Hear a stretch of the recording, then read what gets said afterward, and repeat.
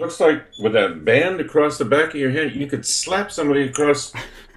If let's just say there was an invasion or something, or an assassination attempt when you're speaking. Yeah, or a really huge phone.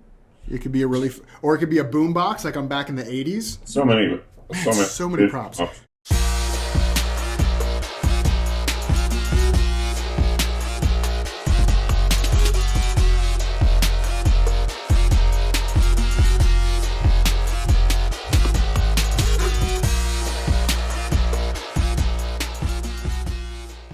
Who makes that device? Well, this is an iPad from this little company called Apple. They should sponsor us now. They really should. They have some really cool products they make. I've You heard should that. look into it. Do you have an iPhone? Do you have like a smartphone? No, I don't. I have a stupid phone. Which is no reflection on the owner, of course. No, that's right. All right, let's jump into the question for the day. You ready? Yeah. Okay, question today comes from Dustin.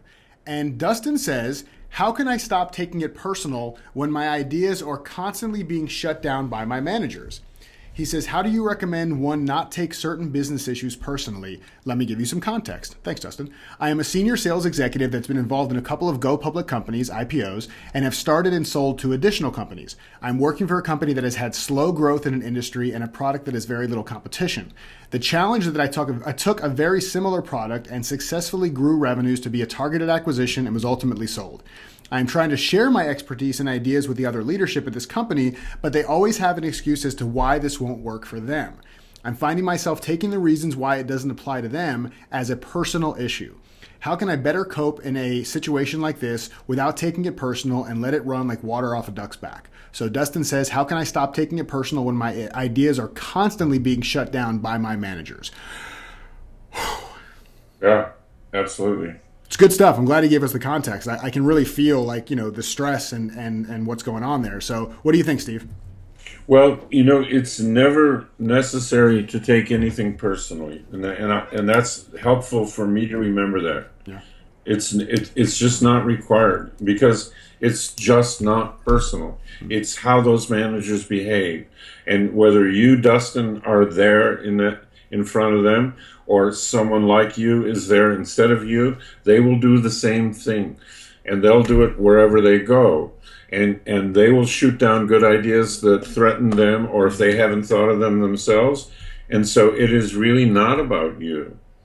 And your choice involves how do you want, given the way they're being, what do you want to create? What kind of a relationship do you want to create? How do you want to respond? How do you want to navigate this for the betterment of your career? And if it is so difficult and you have so little respect for these people, why do you believe you have to work there? Because you don't. Wow. Yeah. I think that's a fantastic answer. And you hit on something that I totally agree with. I agree with all of it. But one thing in particular about them feeling threatened. Like, it's obvious that Dustin's had a lot of success, in other companies and in products like this. And so where it seems like he has a lot to offer, and I'm sure he does, they could very well feel threatened, feel like something's at risk. This outsider's coming in with all this experience, and now it makes us not good enough if it wasn't invented here, like if it didn't come from the walls of our head. So I think that's a great thing. And I think that, it may be a chance, a real big opportunity, instead of coming from not knowing how Dustin's presenting his ideas, but to not maybe come from the place of being an expert, to come from this I don't know mindset. Right? Where you're presenting your ideas and you say like, listen, I don't know if this would work. In fact, I can think of a couple reasons why it probably wouldn't work, but I'd love to share this in case it may spark some other ideas in the room. Are you guys okay with that? And it's really hard. I'm guessing you're going to get a prop, but that's okay. I'll talk to your guitar.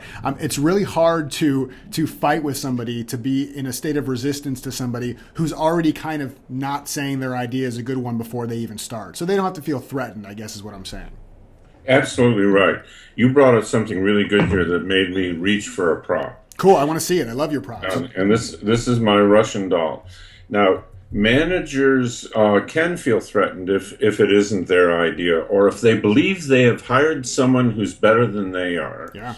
They'll want to shut that person down because they'll feel threatened. They'll feel like, well, that person wants my job, and Dustin's trying to take over with all these good ideas. And one of the things I used to do when I taught seminars to people is you want to ideally try to hire people who are better than you are, because it'll reflect well upon you. It'll make your team better. But if you only hire people who are smaller than you, less capable than you, people you can control and intimidate, here's what will happen.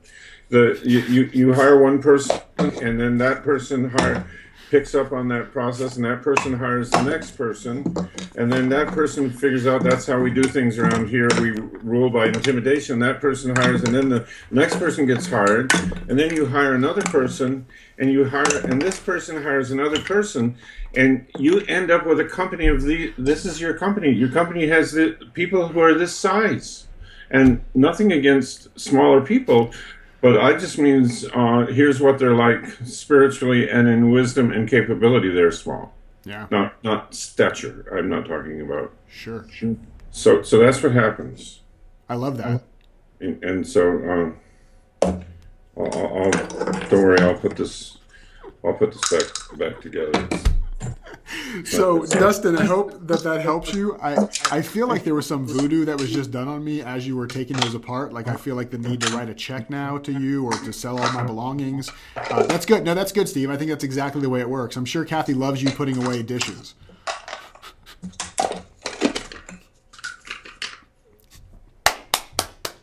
Well done. Very well done. I think that should be the end of the show, Steve. What do you think? Excellent. I don't mean this episode. I mean, no, I'm just kidding. The whole show. So we're done. Dustin, thank you for your question, Dustin. Steve, I was just wondering, should we try to get advertising space sold on my iPad, and then I can hold it up to the screen, and then we can make some money? Let's talk about that offline. Okay, we'll talk about it offline. Okay, so that was episode number 57 of The Not So Serious Life. Thank you guys for sending in your questions. Please keep doing so. Questions at thenotsoseriouslife.com. Check out our website, thenotsoseriouslife.com, and sign up for our free inner circle so you can get some gifts and goodies and emails and fun. And Steve is floating like a butterfly, stinging like a bee, and he's also writing. So check out imindshift.com for all of his amazing work on the Death Wish project, which is fantastic. Can't wait to see that develop this year. And as always, if you know somebody who could benefit from this, share the love, share the episode, share the website, share it with them. Be a good friend. We love you. We'll see you next time. Peace out. Bass.